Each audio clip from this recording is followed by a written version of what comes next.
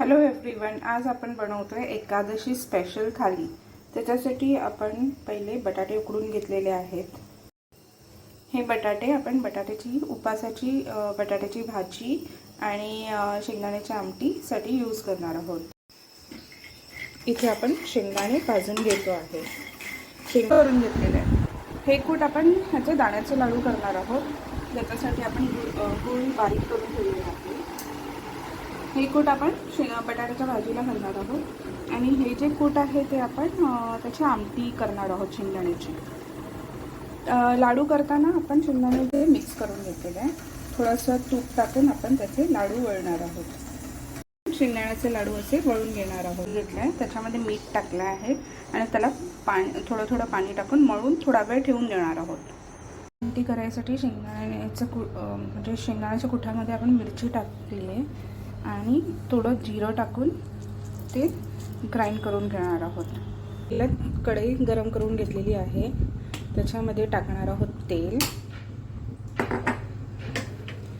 तेल थोडं गरम झाल्यावरती आपण त्याच्यामध्ये टाकणार आहोत जिरं। जिरं थोडंसं तडतडू लागल्यावरती आपण त्याच्यामध्ये मिरची टाकणार आहोत, कट केलेली। टाकणार आहोत शेंगदाण्याचं कूट।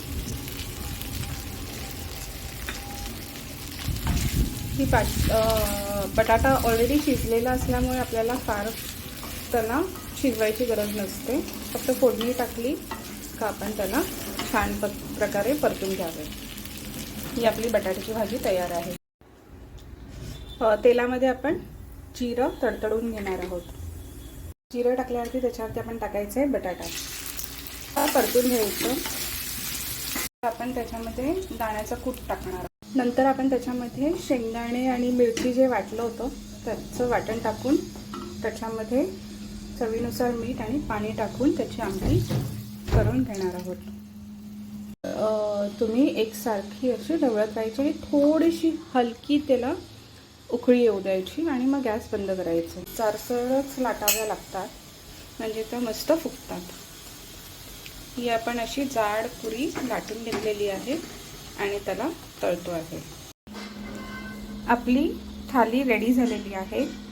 वरईचं भात, शेंगदाण्याचा लाडू, ताक, शेंगदाण्याची आमटी, उपासाची बटाट्याची भाजी, राजगिरा पुरी आणि वरतून आपण ठेवणार आहोत तुळशीचं पान। तर ही पूर्ण सगळं साहित्य आपण घरी बनवलेलं आहे। तर ही अशी उपासाची थाली तयार झालेली आहे।